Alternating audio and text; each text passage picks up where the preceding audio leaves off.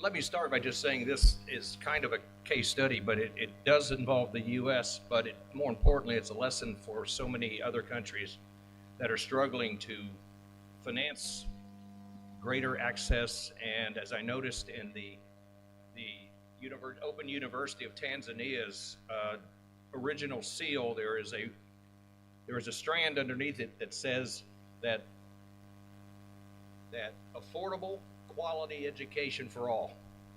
That's where all this comes together, because we're in an environment where we're trying to provide as much affordability as well as serve as many students as possible.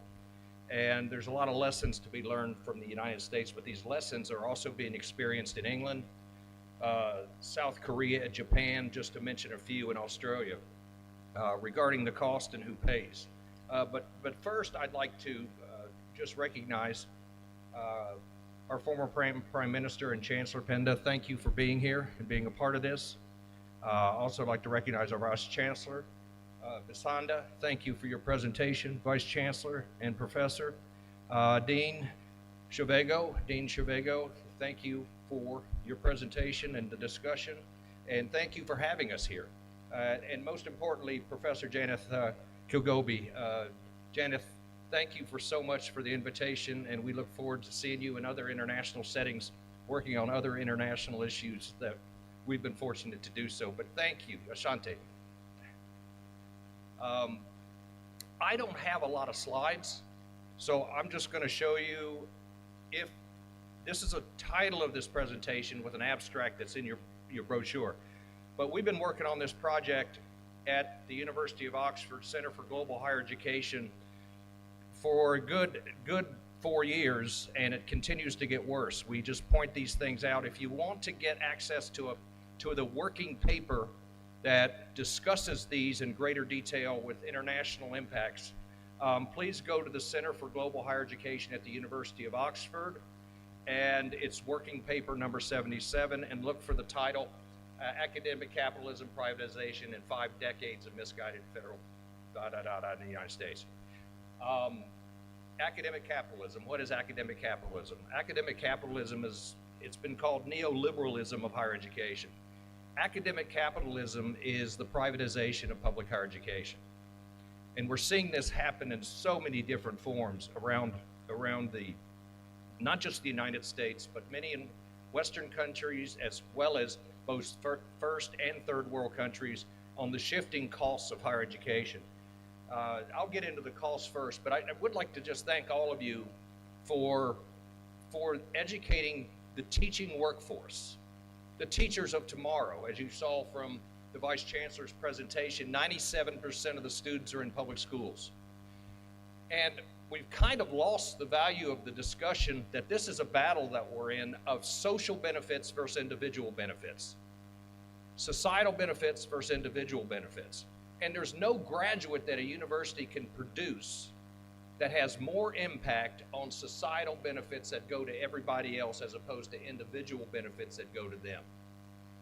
By that I mean they're underpaid, they graduate in significant debt, and they go into a classroom and educate hundreds of students throughout their career to do better things in life, as the Vice Chancellor pointed out.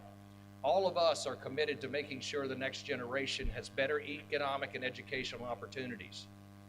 And I can say in the United States, by some of the numbers I'll share with you, that's not looking very good right now, as it is in a number of other cases, including the United Kingdom. But by societal benefits, I mean the benefits that all of us accrue by having a higher educated population, less poverty. I studied economics of education, which includes societal and individual benefits. The societal benefits far outweigh the individual benefits, but we've lost our way in this discussion, and we're falling victim to those that think education is simply a benefit to the individual receiving it.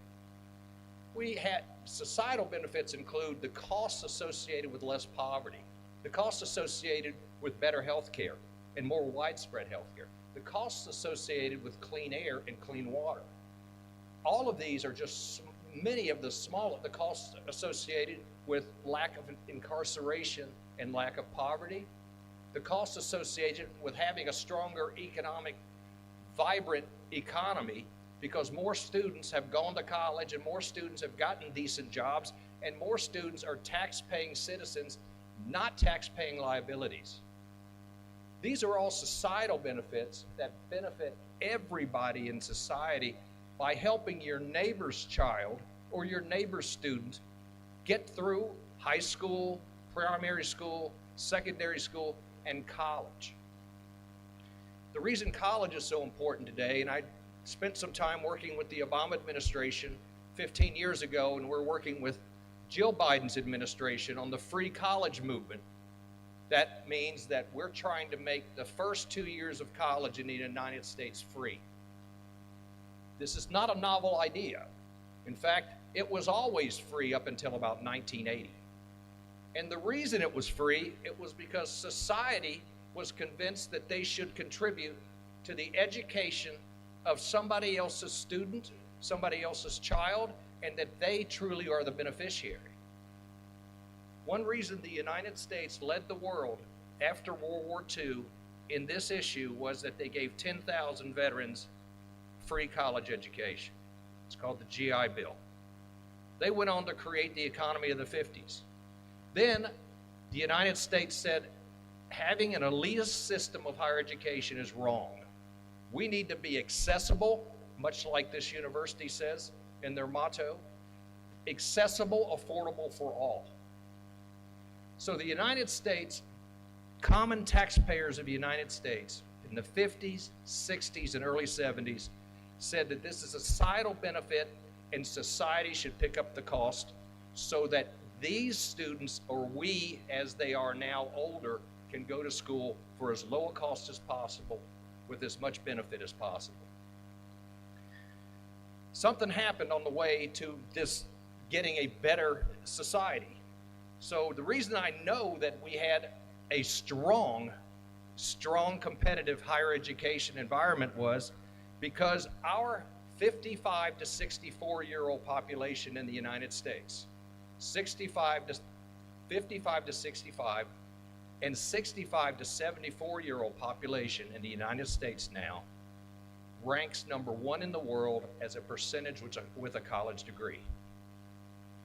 So when our older generation went to college when it was free or low cost, they then took over, they ranked number 1 among all 30 OECD countries and do to this day. The problem with the United States now is our 25 to 34-year-olds rank 16th.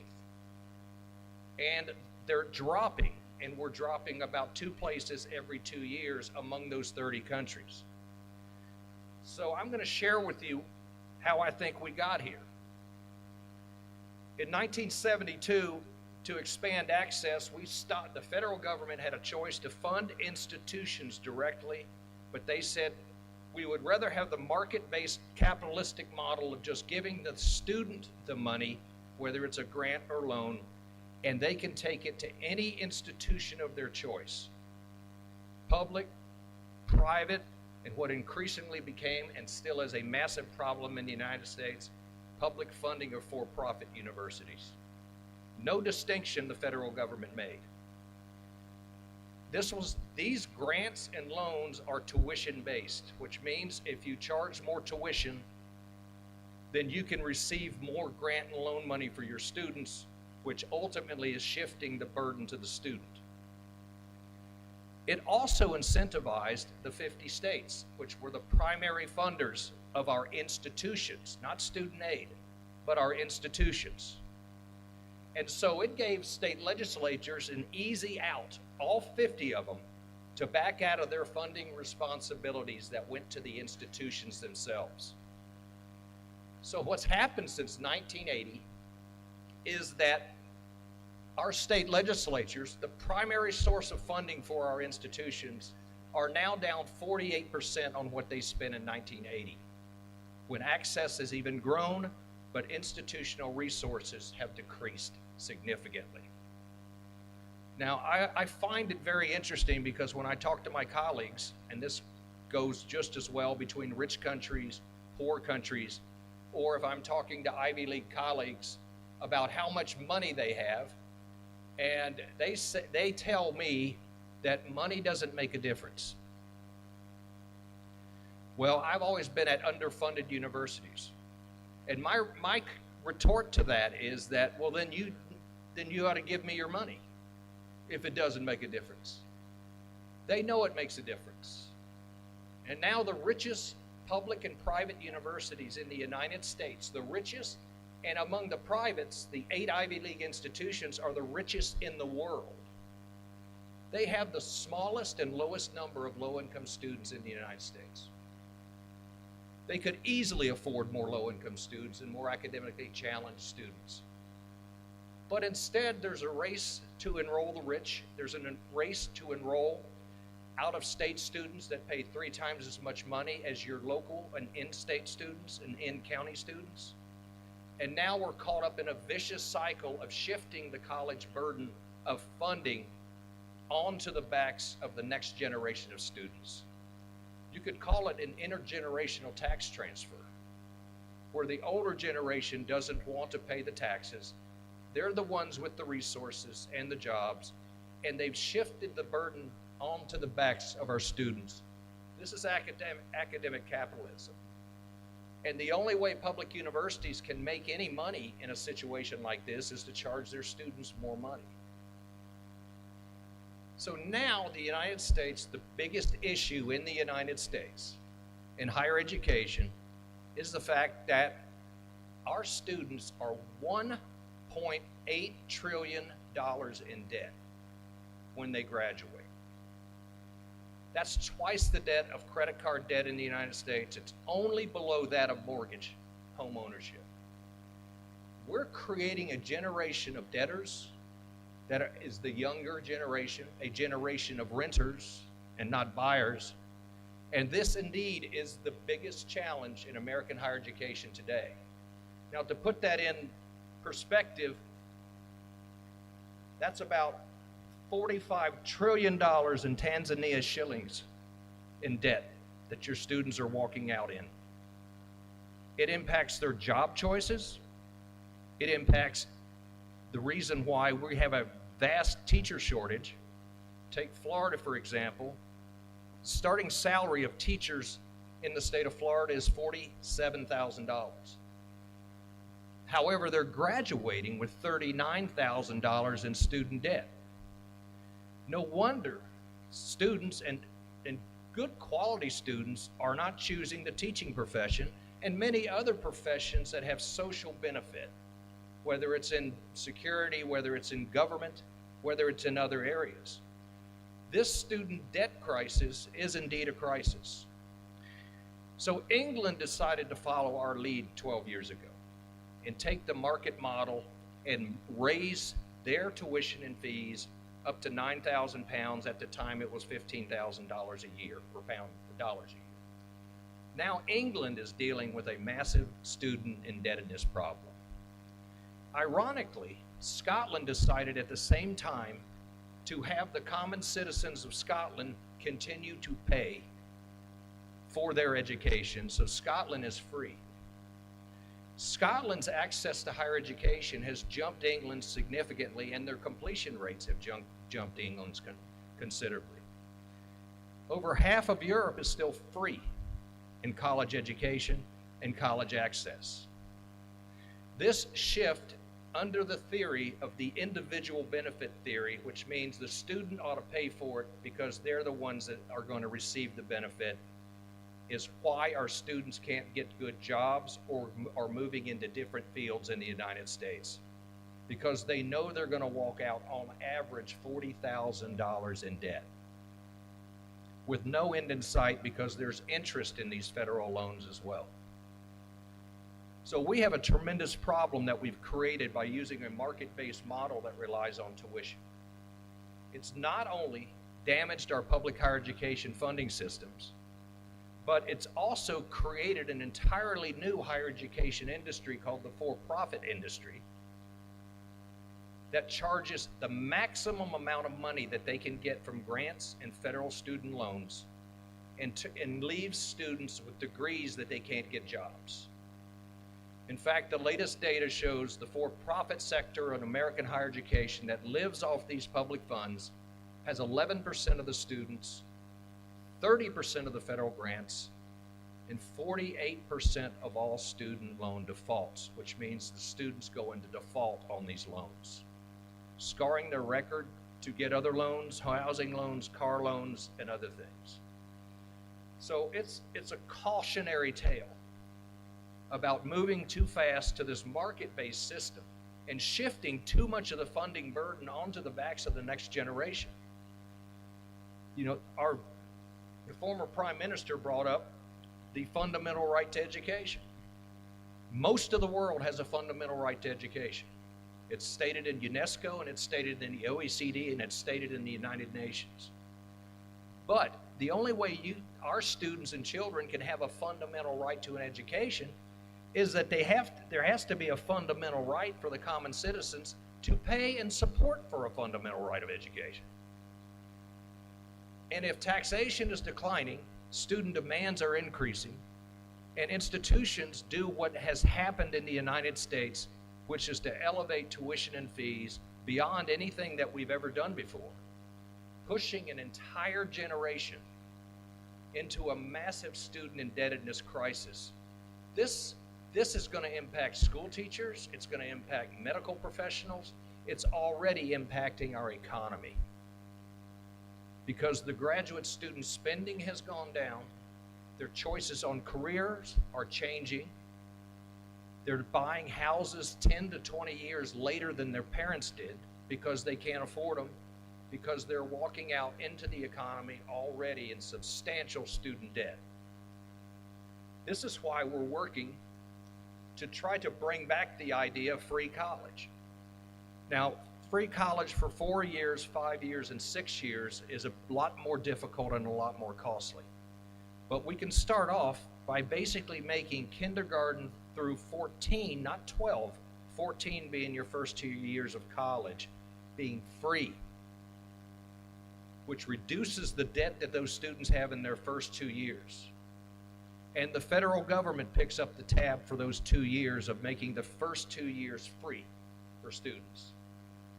The other way the federal government can help that we're working on, that was shot down by the Supreme Court recently, was a student debt relief plan, that the federal government comes in and buys out a third to half of the student debt our students have. We believe it would be an economic stimulus for the economy because students wouldn't be saddled with massive debt and they'd have more money to spend in the economy. But there has to be answers to this direction. This privatization of public universities, many of the public universities that can privatize are privatizing. By that I mean they're leaving behind their original missions as institutions. They're not serving their in-state students, they're serving students who are generally white, from other states, from affluent communities, affluent counties, affluent cities, and bringing rich families in and students in at the expense of the poor students that are within their state that they were founded to serve as public institutions. So the challenge is for our public institutions to be funded adequately, and that an institution, just like the motto here says, affordable, quality education for all. Our low-income population, despite all this money, our low-income population is not any better off since 1972. In fact, the institutions have the same number of low-income students that they had 50 years ago. But the difference is they're leaving in debt.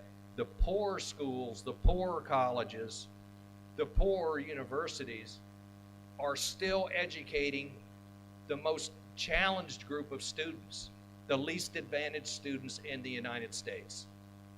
And they have the least amount of resources to do it. So this is an equity issue that I'm sure is within Tanzania. I'm sure it's an equity issue within many African nations because it is an equity issue in the United States. And the poor schools with the poorer populations, generally students of color in the United States, are getting about a half to a third spent less on them for their educational purposes. We are serving the rich incredibly well at some of the richest institutions in the United States on the backs of federal government programs. That's why this is a warning. This is a warning. I wish England had taken heed of this warning 12 years ago. They're trying to reverse what they did already. But many other countries might think that charging students more and more to offset the costs that the institutions have is the right direction. Well, we're the worst example in the world right now of how that's the wrong direction. And that's the wrong direction to lay that much debt on the next generation of students, which we've never done before in the United States, nor in England. So when you think about taxation, and most people don't like taxation, but if taxation is going to educate more students at the Open University, make them tax-paying citizens, keep them out of poverty, keep them out of jail, keep them off government programs, helping them create new ideas, new businesses, new economic growth, which is what education does, because it worked with the GI Bill back in the 40s when not many institutions were real happy with it.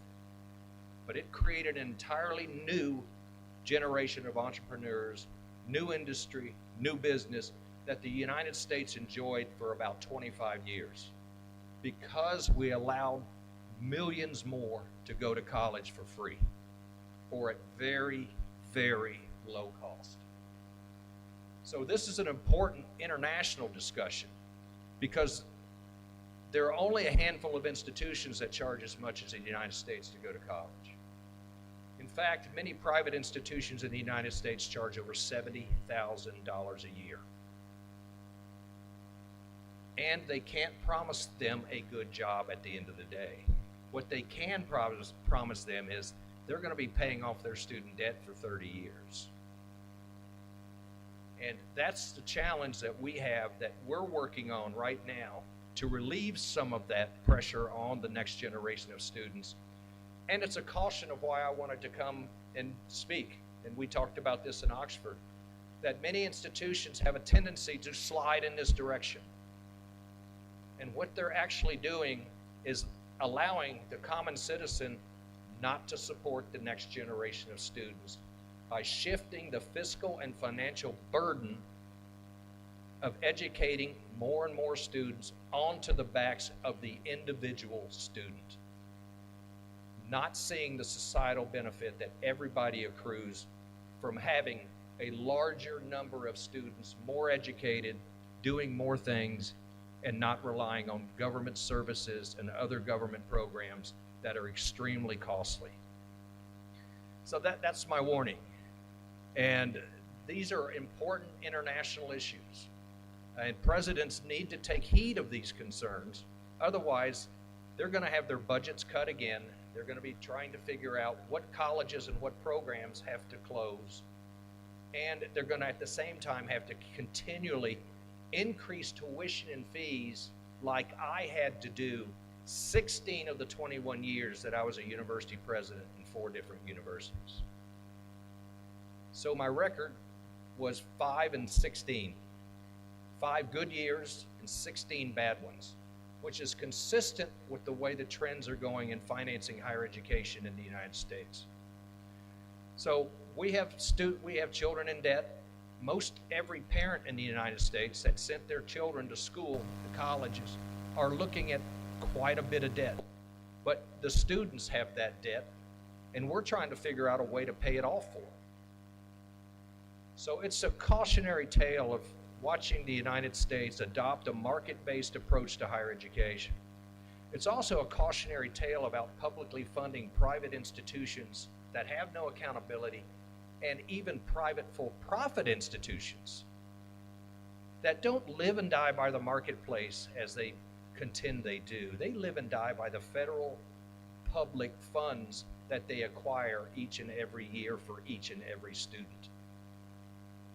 The first priority of every government educational entity is to make sure your public institutions are taken care of and remain public and are public, and they don't privatize. Because what we've seen in the United States is the rich get richer and the poor get poorer. And the vast disparities between our institutions are endless now financially. So thank you for listening to me. I hope we can get this message out around the world so people don't readily assume that to find money, they should charge the next generation of students who don't have jobs, or at least don't have good jobs, and that this could create a serious fiscal challenge and economic challenge for any nation that sends the next generation of young people in debt for the rest of for 40 years or 50 years because they chose to go to college or a university. That's our challenge as parents and citizens, is to make sure we don't keep doing this to our students. So thank you very much for your time, and I greatly look forward to your questions.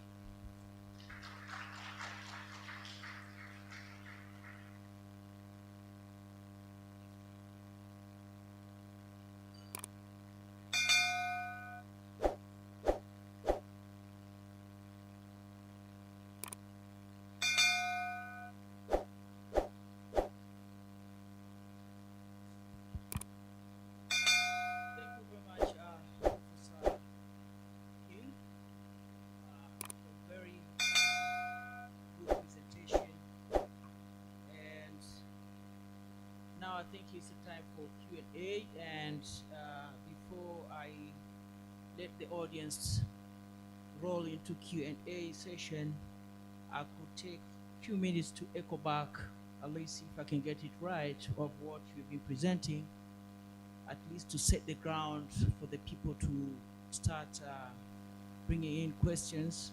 So I think you have talked about what it means by the academic capitalism, which is obviously a privatization. You went on with your discussion on how is that being reflected into the society, particularly in the USA, in different facets, why education should be free. You touched based on that as well, sharing experience from US. Again, specifically, you touch based on, again, on the US education problems, challenges, which is being forced to take an agenda of bringing back the free college, highlighted on what's happening in England as an example, and you hammered it really very critically on why charging higher fees could be the wrong direction to take. Because most of the colleges or universities are trying to take that direction to offset some of the burden of running costs. And you have given the examples of some of the universities, how they charge high in US, up to 7,000 per year. And you have left us with a very provoking message on that aspect, which I think will open up the floor now, and we can take the question for the Professor King's questions. I think in a nutshell, I was trying to echo back what Professor King just presented to us. So the floor is open. Please, we are going to take some questions. We'll take the first round of 3 questions before we go to the second round, and then we'll let the next speaker take over. You're welcome. First of all, let me commend the speaker for a very nice presentation. Some of us were not aware about the costs of studying in America. And some parents take their kids to America to study. I'm sure they must have a lot of money. The Americans themselves are finding it hard, and they depend on American education. But mine is not going to be a question, but rather some compliment to what he just said regarding our situation in Tanzania. About 10 years ago, the Tanzania Commission for Universities brought in a consultant to establish the unit cost for studying. You were in that team? Okay, now I'm talking about the 2012 because I have their report. Now, during that study, they found out that the cost of training a science graduate is about 5,300 shillings, 5,300,000 shillings per year. 5,300,000 shillings per year. And that is only tuition fee, not the cost of living of that student. And when the government was presented with the report, they said, oh, no, we can't afford that one. Because we complained the university that our costs are higher than what the government is supposed to support us. So they appeased us. They say, oh, you government institutions, we're going to pay your salaries and the other needs, and then you continue to charge 1.5 million. 1.5 million is about a quarter, almost, of what is supposed to be. As a result, number one, the fees have not been allowed to increase for the past 10 years. In other words, I'm saying that the money, that 1.5 million of 2012, is equivalent to maybe 400,000 of today because of the inflation. If you factor in inflation, what we are charging now is like 400,000 shillings of that year. And you are still expected to survive and provide the same quality of education. And the politicians are scared of paying the unit cost because the government is going to pay that money. Majority of students are sponsored by government. Now, if they are finding it hard to pay universities the fees for those that are sponsoring through the loan board of 1.5 M, how about 5.3 M? But I'm saying that if we were to be realistic, higher education is very expensive. And it should be a burden. I agree with you. It should be a burden of the government rather than the parent or the student. The parents who don't get loans to study in higher education, they are finding it very, very hard. And then after the kid studies for 4 years or for 3 years or for 5 years in case of medicine, they graduate and then of course they don't know how to pay the debt because they have no job. That's another dilemma. So I totally agree with you that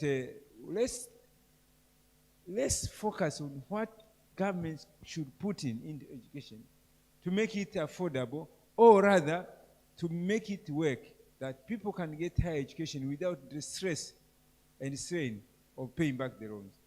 On average, a student in Tanzania who takes a degree, for example, in education, on average, the loan bill at the end of the 3 years of school is about 15 million. And the longer you stay to pay, the more the bill grows because it's accumulating interest. So the quicker you can pay, the better. So, in other words, what I'm saying is that education is expensive. The government must understand this. They must put in more resources to support education. And I'm saying, even if, for example, they paid us the 5 million per student, they should not pay our salaries. It would be better off.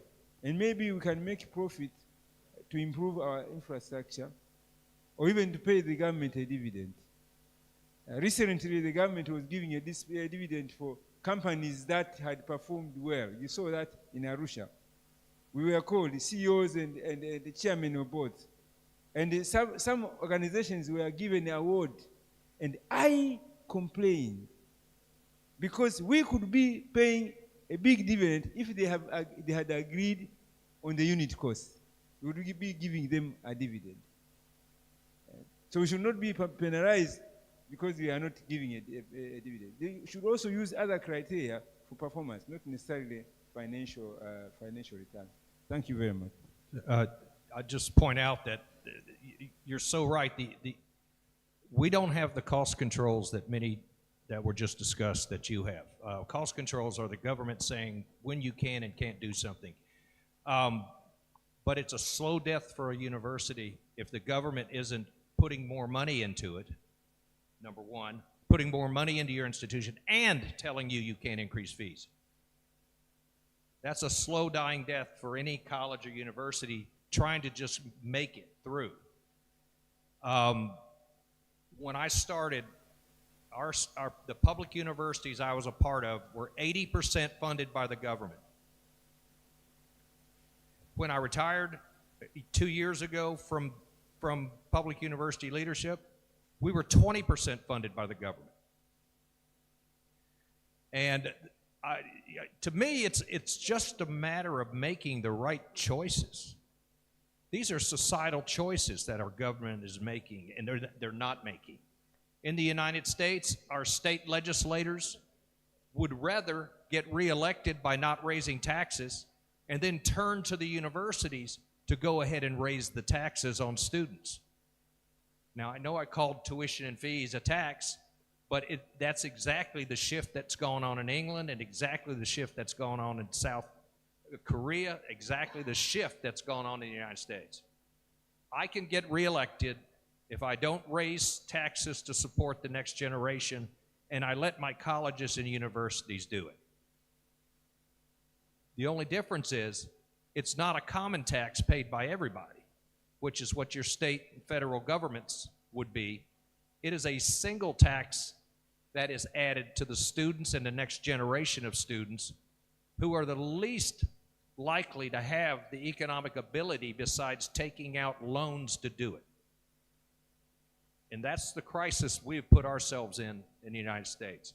But governments that don't see the value in increasing funding for their universities when the universities are increasing the student population and then telling them they can't respond in any shape or form is a slow death of a college or a slow death of an institution.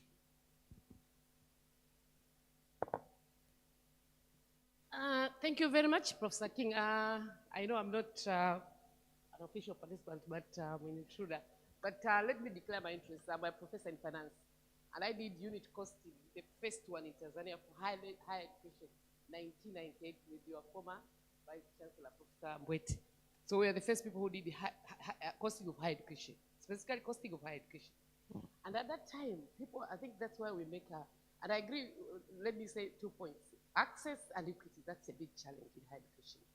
Because you want to increase access to higher education, but you also want to make sure that there is equity.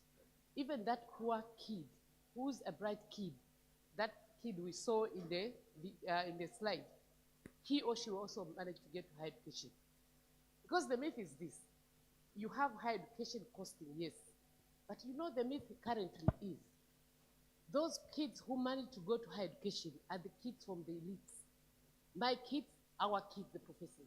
Why? Because they go to private schools. And those private schools, they have good education. And when they get to get entry points to get to university, we get top level high points. They're the ones who are going to go higher education. And these are the ones who are going to get access to loans. You understand? So issue of access and equity becomes an issue. For me, I always thought like, okay, the idea of high unit cost was to say, okay, can we know exactly how much does it cost us? At that time in University of Dar es Salaam, we were struggling two things. Those who come for free, the government will pay for them. So we distinguish a group which is going to come as a free bursary, and the government will pay. And those who come as extra as private students. So what is that cost? And the principle we are using is, and you are the economist, marginal cost. What is the additional cost for that student who comes to university? So the other students will pay, those who come with the bursary, they will come within the university government, and so the government will pay for them because this is a normal student. And then those who come as private students, because they can afford to pay, they will pay only the marginal cost, the additional cost. Because basically, me, this teacher, I'm there. Whether I have 20 students, 100,000 students, I'm there. The buildings are the same. And in fact, that time we learned how to do utilization of our facilities, effective utilization. Because we realized most universities were empty spaces. So how do you maximize the utilization of space? The fixed cost was going to go down. Variable cost per student is the same, because my per student unit is the same. So my point I'm thinking is, let's agree, and I was talking to higher education, how do you make sure that poor kid, so education is a social good, and you have to remember that education is what makes us a difference in economic development. So that's a question for our Minister of Higher Education. Yeah, so let me finish. So for me, that is the critical issue. How do we make still education to be a social good? Education is a social good. And I'm not part of the treasury funding, because I know the treasurer, who is my student, he's advocating for universities also to make money. You can only make money not to be able to pay the university professors. You can't. These people have to be paid by the government. Only for extra costs, which we call operational costs, then they can do. But for salaries, they have to remain the government duty. For public, and I'm talking about public, what you call federal higher education. So I want to, I'm happy Professor Honorable Pinda is here, he's a CC member. That's my message to the Chama Mapinduzi ruling party, CCMOA. Yeah, because if we really want to make a difference in the education sector, they have to be that group who will enjoy education. Otherwise, why should I go do education and I'm going to be a teacher, a poor teacher, lowly paid, while I can do business? And that's the reason. I was the dean of business school. I had the best students in my school. Top 300 students came to my school. Why? After job, you know business schools in the US. They highly paid students, graduates. So when if we want to have development, it can't be only one group of students who can afford and who are coming from the elites who will be even having access. So even the loan board, because I also worked for the loan board at that time to propose what should be the loan board. Issue of what we call means testing. Who should get a loan? I think something also is fuzzy. And that will solve the issue of equity. Yeah, everybody gets the loans in the United States and at very high levels. And yeah, but there's somebody, because I was telling Professor here, somebody goes to a kindergarten. These people, they take among them here, the young ones, they take to a kindergarten, pay 5 million. That's them 5 million, they are refusing higher education. Higher education, they're not ready to pay 5 million. So if you had good levels of accountability, this goes to the government, if indeed public funds are flowing there needs to be high levels of accountability at those institutions. This is where we went wrong. In 1972, all the private higher education institutions said, if you give us public funds from the federal government through direct student aid vouchers, we will substantially increase our low-income population. Yeah. The Ivy League has all 8 of them with $300 billion in their endowments in the bank. That's true. Have less low-income students than they did 30, 40 years ago. Very true. So I think that the government was taken for a ride, and nobody's holding these institutions accountable, and the low-income students are still going to the lowest spending institutions in the United States. But these are the ones who go to the service-oriented type of institutions to become teachers, to become nurses, to become, But those are the necessary sectors for the survival of societies. Yes, and this issue has a particular problem for people that want to go into school teaching. Exactly. Why should I become a teacher and I'm lowly paid? Yeah, and I'm leaving with as much debt as my starting salary is. Yeah.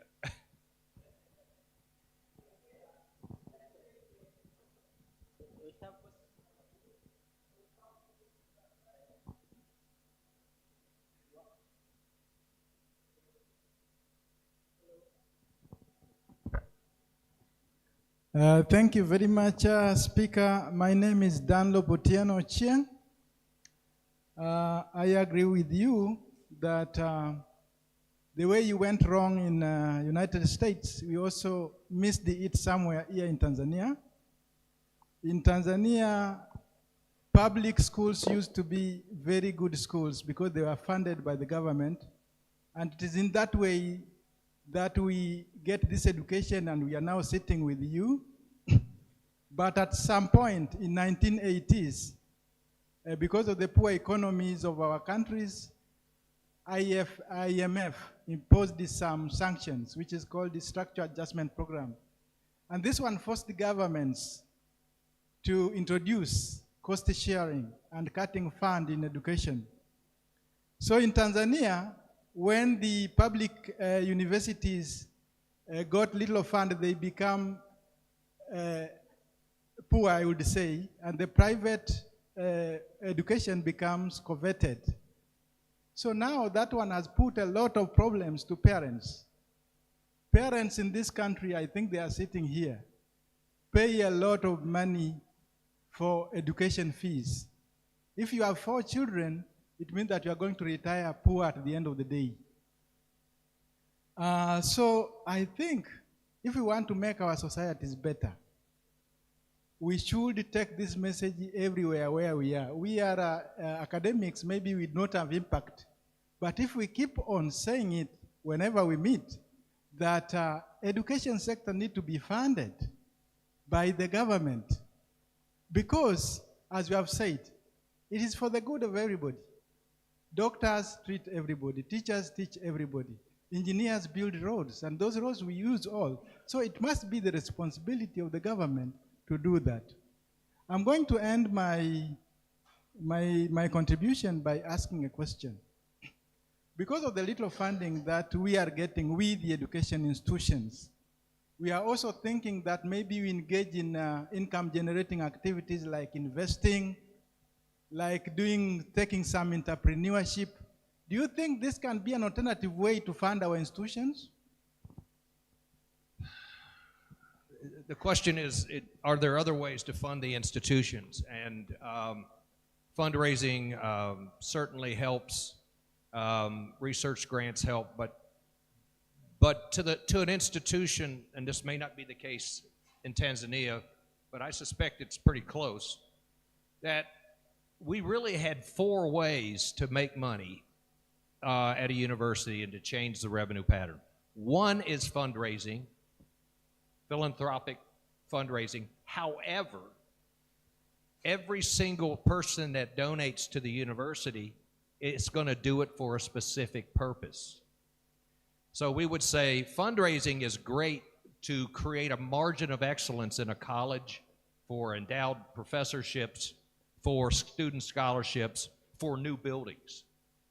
But fundraising doesn't help you keep the lights on annually because it's not an annual fund. So only a few institutions, their endowments are so wealthy that they can do that. Number 2, research dollars that you get from the government, R&D dollars, have to be used for research purposes. So the ultimate battle comes down for our public universities. It's going to be tuition and fees versus government support. That's the flexible operating funding of your institutions. And you could find some around the edges, and we have done that for new facilities, but those are not annual funds that you can use. Fundraising have to be used, and you can't tell the donor that you want to use it for something else, so you'll never get another donor dollar or philanthropic gift. So we don't have a lot of options. There are some in copyright rules through science and some through patents that the university through research could acquire strong patents, but that's rare, but that is another source that can get you some funds that would help the university's research enterprise. But once again, it won't help keep the lights on when you're starting campus and when you're ending class at night. Great question, though.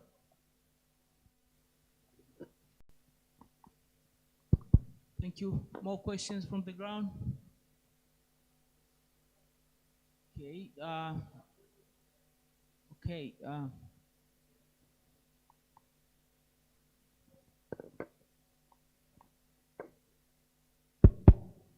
I have 2 questions. One is about cost-sharing policy. As Dr. Ocheng was explaining, most of these policies come within framework of international organization like IFM, IMF, and World Bank. Do you think that we need to do a global review of cost-sharing policy to help reduce burden to students? Because sometimes it seems to be necessary to do a cost-sharing. But maybe the time now we need to review, how does it affect education systems, especially the higher education? Yeah, especially higher education. Higher education gets in its own patterns, and the IMF and these others get in their own patterns. And what I've seen are there's just an increasing divide between the haves and have-nots. They tend to fund the same places that they funded 5 years ago, 10 years ago. Once you get on the inside, it's a good inside track to take advantage. I think a complete review of the inequalities and inequities needs to be done between institutions, and also taking into account which students are being served at those institutions. I don't think the IMF or others even have done much work in that area, and we know for a fact that some parents send their children to institutions that need 3 times as much support, and they're getting 1/3 as much support. And then you've got other institutions that are the haves and the have-nots keep getting wider in higher education. And we've seen this happen between publics and privates and publics in the United States. And the richer publics are getting richer in the United States, while the poorer publics are losing ground every single year. My university in Louisiana was 49th out of 50 in my per student expenditures. And I had to remind the legislature of that every year, the government of that every year. But I also had to hope the parents didn't find out about it. I mean, nobody wants to send their children to a school because you're the most efficient institution and you'll spend less on their kids than anybody else. So that's a tough, and there are many sectors of losing institutions. The historically black colleges and universities in the United States have been historically underfunded compared to the wealthy, whiter, more established institutions and publics in the United States. So this isn't just a public-private issue, it's a public-public issue. And all of these funding formulas need to be reevaluated in a manner that provides the best social benefit for everybody in society. Thank you.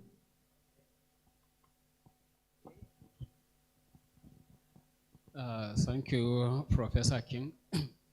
I think during your presentation, there are 2 extremes which maybe we need some clarification. On one hand, says students should not be indebted. And on the other hand, you equally witness, especially in the United States, that the rich are becoming richer and the poor are becoming poorer. And this is, I believe, obtainable in most African countries. Now, which way out? Because if they didn't take the loan to study, they may end up out of school, despite their potentialities. If you give them a loan, they will graduate, and at the point of graduation, they may start to be on their own, maybe through detaching from their family, through trying to establish their own family. But the major challenge they will face is repayment of the loan, which will not be good for them. That is on one hand. And in fact is the question. And the second issue is not a question, but rather an advice. When we just left for break, I was discussing with friends I met here. The way we supplement the government effort is by constituting education trust fund, which is a popularly called TET fund in Nigeria. What we do there, I think I told them is 2%, but I made a mistake. The 2% is from national IGR, and it goes straight to basic education account before tax. I think for TET fund is 5%. And this 5%, special apology to the private sector, if they are at all here, we get it from all Nigerian companies, whether it is private or it is public. So we collected, the Nigerian government collected 5% before tax, and they use this to fund every facet of education, especially higher education, in area of academic staff training, in area of research, in area of conferences, in area of infrastructure, procurement of teaching and learning facilities, a lot of it, almost 7 indicators. And I can say, as at now, unless if a university, polytechnic, college of education, or any monotechnic, unless if they didn't assess, but I can say 50 or more than 50% of whatever you can see is as a result of that trust fund. So the trust fund, if at all it is properly managed, I think it can help a lot. It can take care of the capital investment of which the government is expected to do. However, like what BC has said, that the running cost can be done with IGR. Like in my university, for the past 20 years, the government has not given us anything. We run the institution despite the size of the student on the IGR. But for payment of the salary is left with the government to take that responsibility. Thank you. Well, the government should give you some support, but I will say you've got a high degree of corporate responsibility. That is fantastic. We don't have that in the United States. We have a few corporations, and they ought to be giving you funding because that's where they get their employees, and the graduates are the people they hire. So I'm always a fan of corporate responsibility, but I've often run into many big corporations that come to the university and say, what are you going to do for me? How many more graduates are you going to produce in engineering or computer science or cyber? And you need to do better at what you're doing without any funding. Without any funding. So I commend you on that trust fund. That sounds fantastic. I wish we had a trust fund of that kind. I hope it can stay, and you don't end up turning around like many of the corporations in the U.S. have done. They said, what can the university do for me, even though I'm not going to fund you with anything?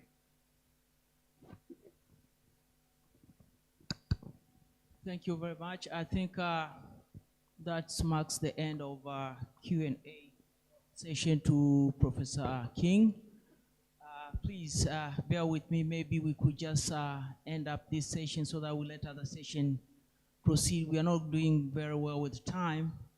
And though I'm not worried because I think all of us are housed here, so we can take it even beyond the normal schedule. So thank you once again, Professor King, for the nice presentation. And I'll take back the mic to the moderator so that you can proceed with the other